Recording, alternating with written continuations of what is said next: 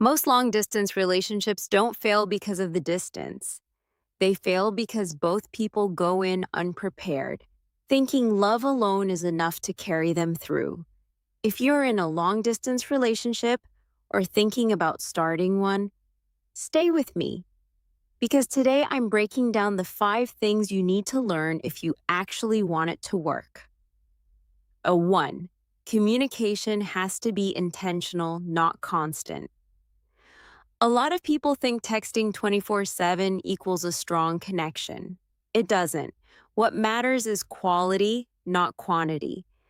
Instead of 100 one-word texts a day, have real check-ins, actual conversations about how you're both feeling, what's stressing you out, what you're excited about.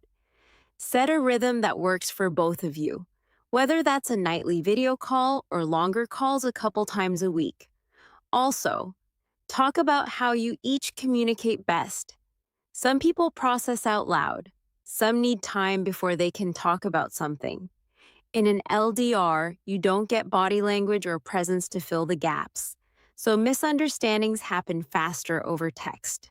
Slow down and clarify instead of assuming tone.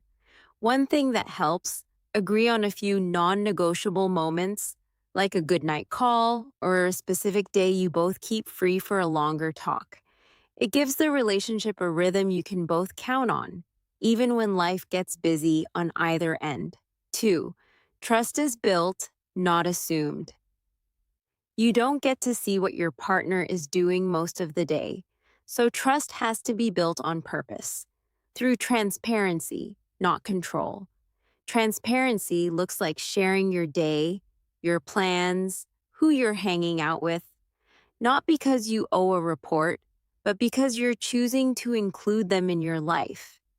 That's different from control, which sounds like demanding passwords, constant location sharing, or getting upset when they don't respond in 5 minutes.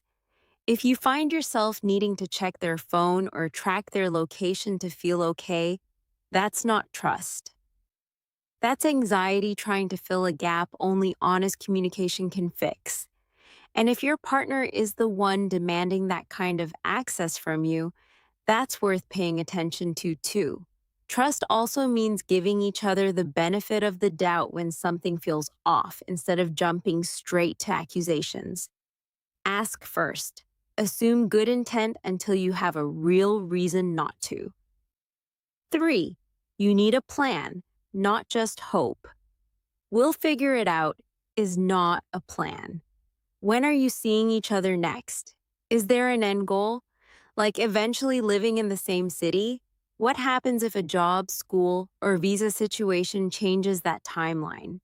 You don't need every detail locked in, but you do need to be aligned on direction. A relationship with no plan can slowly turn into two people just waiting. And waiting without direction breeds resentment over time, even if neither person says it out loud. Revisit the plan every few months. Life changes, and your plan should flex with it. But it should still exist. It also helps to have something to look forward to, a visit on the calendar, even months out. Having a date gives both people something concrete to hold on to during the harder stretches. 4. Loneliness will hit, and that's normal. At some point, you'll feel it. Watching couples do everyday things together while you're stuck on a screen. Birthdays apart, holidays apart, big moments you can't share in person. That's normal. It doesn't mean the relationship is failing. What matters is how you handle it. Don't let loneliness turn into guilt-tripping your partner. Yeah, you don't miss me as much as I miss you, or becoming controlling out of fear of losing them. And don't isolate yourself either. Keep your own friendships, hobbies, and routines. A long-distance relationship shouldn't be the only thing keeping you going day to day. The stronger and more fulfilled you are on your own, the stronger the relationship becomes too. Small rituals help too. Watching the same show at the same time on a call, sending a photo of your day, playing an online game together. It won't replace being in the same room, but if something feels off consistently, trust that feeling enough to have an honest conversation about it. So, those are the 5 things you need to learn: intentional communication, real trust, a clear plan, handling loneliness in a healthy way, and knowing the LDR specific red flags. Long distance isn't easy, but it's not doomed either, as long as both people put in the work and stay honest with each other. If you're in a long distance relationship right now, let me know in the comments. What's the hardest part for you? And if this helped, hit subscribe. New videos every week on relationships, red flags, and building love that actually lasts. I'll see you in the next one.